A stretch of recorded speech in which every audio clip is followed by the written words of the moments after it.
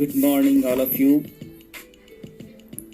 Today we are going to start syllabus of 8th class science. We are starting physics. The first chapter of physics is force and pressure. And first of all, we are studied about force. After that, pressure. In previous section, we have discussed about basic concepts of physics, in which there is lots of notations, their units, etc. So let us come to know about the force.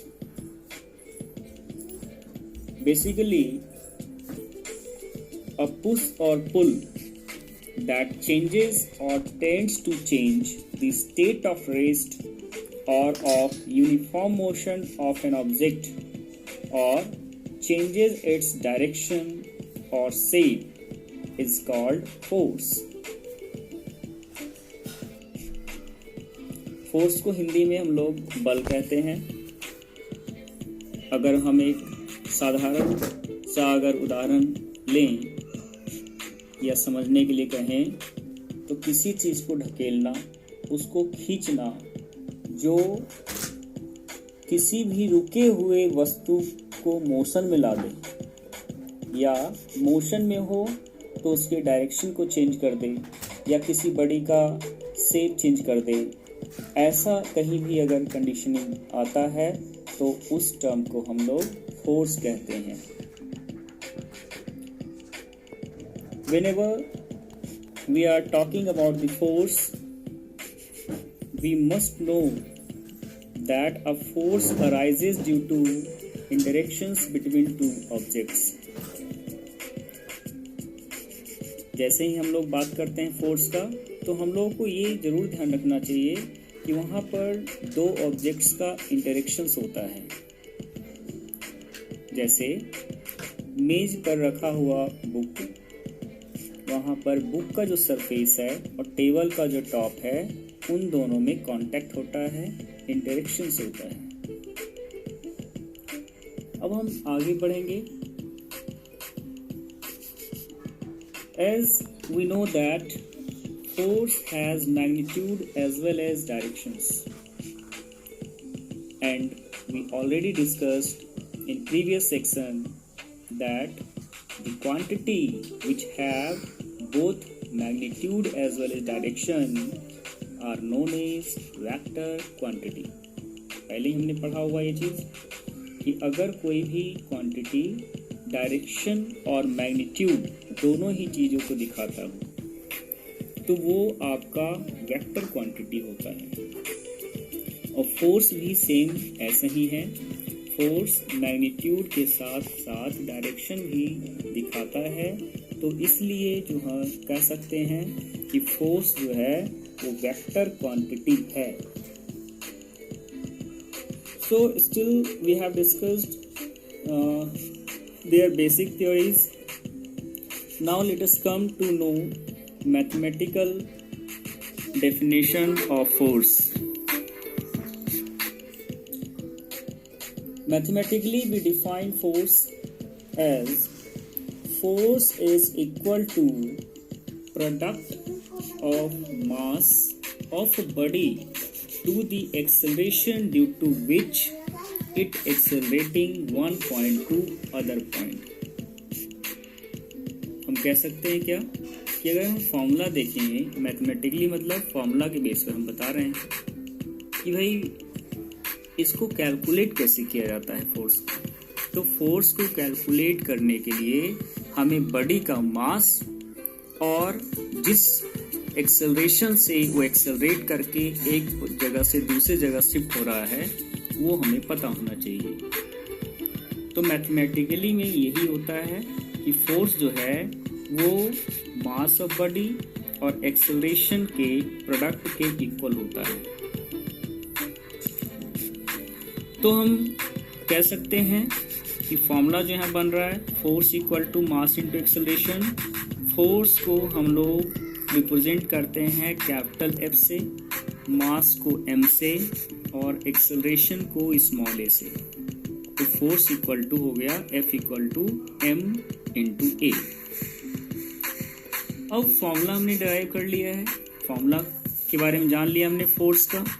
तो अगर हम इसके unit की बात करें, अब देखिए unit जो इसका है उसको हम फॉर्मूले से डिराइव कर सकते हैं, बिकॉज मास जो है फंडामेंटल क्वांटिटी है और एक्सेलरेशन डिराइव क्वांटिटी है, जिसका यूनिट हम पहले ही डिस्कस कर चुके हैं। इसीलिए बेसिक कॉन्सेप्ट्स ऑफ फिजिक्स आप लोगों को फर्स्ट क्लास में ही बता दिया गया था, ताकि हर जगह आप इसका यूज कर सकें। तो यूनिट की बात करते हैं। Let us come to know कि how to calculate unit of force by formula which is force equal to mass into acceleration. Mass m से रिप्रेजेंट किया हमने, it's SI unit is kg, acceleration a से represent किया हमने and it's SI unit is metre per second square. So on putting these units in the given formula we got force equal to kg meter per second square. This kg meter per second square is the unit of force, but SI unit of force is Newton. It is represented by capital N. Newton is named after Sir Isaac Newton because of his work on classical mechanics. Newton जो इसका नाम पड़ा है, SI unit जो पड़ा है, वो इज़ैक Newton के योगदानों के कारण, जिन्होंने क्लासिकल मैकेनिक्स या कह सकते हैं फोर्स का डेरिवेशन या लॉज जो दिया है, उनके ऑनर में रखा गया है। अब यहाँ पर दो यूनिट्स हो गए आपके पास, न्यूटन जो कि SI यूनिट है and kg metre per second square जो कि यूनिट हमने डिराइव किया हुआ है, इट मीन्स डिराइव्ड यूनिट है। तो अब हम लोग कह सकते हैं कि न्यूटन में ये जो डिराइव्ड यूनिट है वो कैसे रिलेट करता है।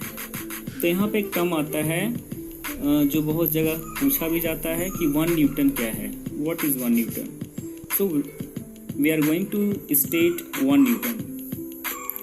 1 newton is the amount of force when a body of mass 1 kg accelerates at the rate of 1 meter per second square। जब भी किसी बड़ी को जिसका मास 1 यानी 1 kg हो और उसको एक्सेलरेट किया जा रहा हो या एक्सेलरेट हो रहा हो 1 मीटर पर सेकेंड स्क्वायर से। तो फॉर्मूला जो हमारे पास है F equal to ma, after putting the value of mass 1 kg and acceleration 1 metre per second square we got 1 Newton equal to 1 kg meter per second square. Now let us come to know effects of forces. There are lots of effects due to force. We are going to discuss some of them.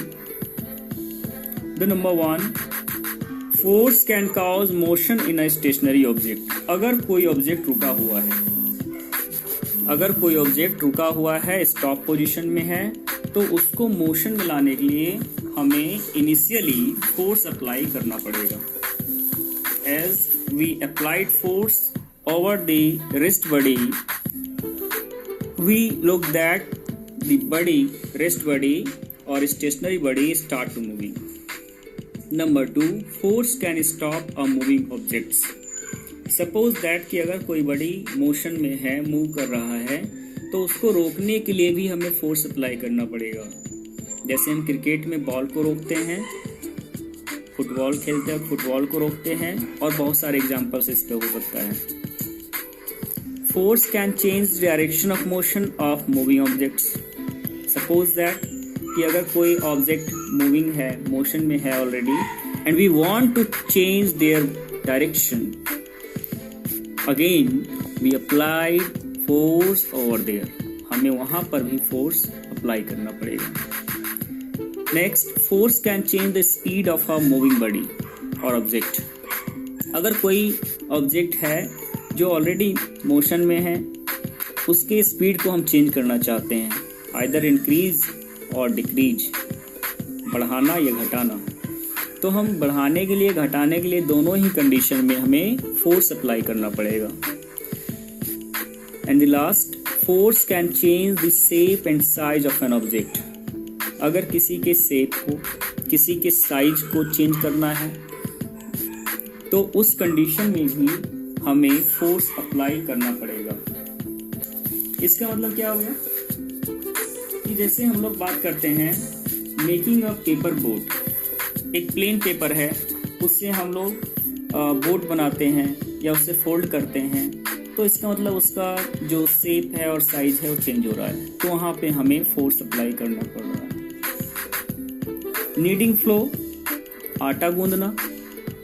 जब हम आटा गूंदते हैं तो then we mix water over the flour and then mix throughout them. तो इसका मतलब वहाँ पर शेप चेंज हो रहा है। स्क्वीजिंग अ ट्यूब, अगर किसी ट्यूब को स्क्वीज करते हैं, दबाते हैं, तो भी उसका शेप साइज चेंज हो जाता है।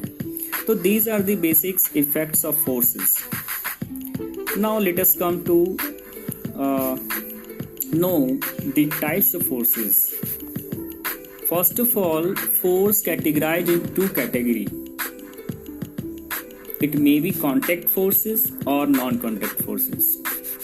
भाई किसी भी बॉडी पर या किसी भी केस में अगर फोर्स अप्लाई हो रहा हो तो फोर्स जो है आइदर टच यानी कि बॉडी या ऑब्जेक्ट के साथ टच के साथ हो सकता है, तो कॉन्टैक्ट फोर्सेस है। अगर सम डिस्टेंस पर हो रहा है तो उस कंडीशन को नॉन कॉन्टैक्ट फोर्सेस कहते हैं। Let us discuss one by one. First है contact forces. The force act on a body when the sources of the force is in actual contact with the body. जब force जो है किसी body पर लगाया जाता है तो उस समय जो सोर्स ऑफ फोर्स है, जैसे मान लीजिए हम एक टेबल को पुश या पुल कर रहे हैं, तो we are source of force, हम अप्लाई कर रहे हैं फोर्स टेबल पर, और टेबल जो है एक बॉडी हो गया, तो वहाँ पर एक्चुअल कॉन्टेक्ट यानी जब हम उसको पकड़ेंगे तो हमारे हाथ का सरफेस और जहाँ पे पकड़ा हुआ है उस पॉइंट ऑफ कॉन्टेक्ट से दोनों कॉन्टेक्ट हो गया, तो हम कह सकते हैं कि वहाँ पर कॉन्टैक्ट फोर्सेस हो रहा है। अब यहाँ पर एक टर्म आया पॉइंट ऑफ कॉन्टैक्ट, ये क्या है? तो वो ऐसा पॉइंट जहाँ पर फोर्स अप्लाई हो रहा है और ऑब्जेक्ट और सोर्स दोनों क्या एक्चुअल कॉन्टैक्ट हो रहा हो, यानी टच हो रहा हो।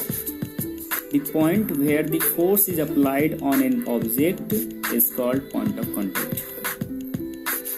Now contact forces further divided in different types, such as number 1, muscular force. The force exerted by the muscles of the body. अगर कोई फोर्स जो है वो बॉडी के मसल्स के द्वारा अप्लाई हो रहा हो तो उस कंडीशन में हम लोग कह सकते हैं कि वो जो है वो मस्कुलर फोर्स है। अब मस्कुलर फोर्स में हम लोग क्या कह सकते हैं कि मस्कुलर फोर्स क्या है? तो मस्कुलर फोर्स में हम लोग कुछ एग्जांपल ले सकते हैं कि मस्कुलर फोर्स जो है वो भी एक कॉन्टैक्ट फोर्स है। We use muscular force during walking, जब हम चल रहे होते हैं, रनिंग, दौड़ेंगे तब, pushing, pulling and lifting certain objects, जब हम किसी ऑब्जेक्ट्स को पुश करते हैं, पुल करते हैं या उसे उठाते हैं, उस सारे ही कंडीशन में मस्कुलर फोर्स हो रहा है। या हम एनिमल के केस में देख लें, एनिमल जैसे कि एलिफेंट है ना, and bullocks perform various task such as carrying heavy loads, ploughing field, pulling carts, ये सब मस्कुलर फोर्स के कारण ही पॉसिबल है। Number 2, mechanical force. The force produced by a machine, ऐसा फोर्स जो मशीन के द्वारा लगाया गया हो। तो हम लोग देखते हैं कोई भी मशीन से कोई प्रोडक्शन जब होता है तो उस समय भी जिस भी चीज़ का प्रोडक्शन हो रहा हो वो मशीन के साथ टच यानी कांटेक्ट में रहता है। And third one is frictional force, the force that oppose the motion of an object. Frictional force में हम कह सकते हैं कि मान लीजिए कि एक बॉल है, वो rolling along the ground gradually slow down and finally come to rest. एक बॉल है, वो रोलिंग हो रहा है ग्राउंड पर, तो अगर हम उसको फोर्स लगा के नहीं रोकेंगे तो भी थोड़े देर के बाद वो रुक जाएगा। क्यों रुकेगा?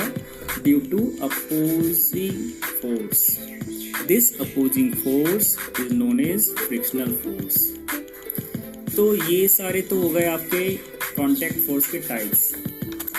Now let us come to discuss second part, non contact forces.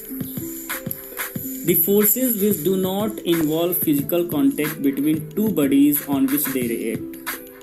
जब ऐसा फोर्स जिसमें फिजिकल कांटेक्ट दोनों बॉडी या उनके सरफेस पर नहीं लगता हो, उसे हम कहेंगे non contact forces. They also have the different. Number one, magnetic force. A magnet exerts a non-contact force on object made of iron, steel, cobalt or nickel. Take example. Whenever we come to a bar magnet nearer to iron or nickel articles, we have looked that they attract with a sufficient distance. कुछ दूरी पर ही वो एक दूसरे को attract करने लगता है। Number 2, electrostatic forces, the force which result due to repulsion of similar charges or attraction of opposite charges. Electrostatic charges में देखिए चार्ज की बात हो रही है। चार्ज जो हैं वो पॉजिटिव और नेगेटिव दो टाइप के चार्जेस होते हैं। अगर हम सिमिलर लाइक चार्जेस की बात करें, जैसे पॉजिटिव पॉजिटिव या नेगेटिव नेगेटिव, लाइक चार्जेस मतलब दोनों एक जैसा, तो इस केस में क्या होगा? रिपल्सन होगा। और अगर हम लोग बात करते हैं डिफरेंट चार्ज का, एक पॉजिटिव दूसरा नेगेटिव या पहला नेगेटिव दूसरा पॉजिटिव, तो इस केस में अट्रैक्शन होता है। एंड लास्ट है gravitational forces, the force that exits between any two body by virtue of their mass. अगर हम बात करते हैं ग्रेविटेशनल फोर्सेस का, तो हम लोग कह सकते हैं क्या कि कोई बॉडी जो है वो उसके मास के बेस पर एक दूसरे पर एक्सर्ट करता है। जैसे अर्थ जो है हम लोगों के ऊपर एक पर्टिकुलर फोर्स लगाता है, जिसके कारण हम ऑलवेज अर्थ सरफेस पे ही लाई करते हैं। क्लियर? तो आज हमने फोर्स के बारे में डिस्कस किया है। नेक्स्ट क्लास में हम लोग फोर्स से रिलेटेड कुछ न्यूमेरिकल्स और थ्योरेटिकल पोर्शन का क्वेश्चन आंसरिंग करेंगे। Okay, all of you make notes in your fair copies. Thank you so much. आप सुन रहे थे force and pressure for class 8। Like and subscribe जरूर करें और साथ ही साथ शेयर करें, ताकि नेक्स्ट एपिसोड या सेक्शन आप लोगों के लिए उपलब्ध हो जाए। Thank you so much.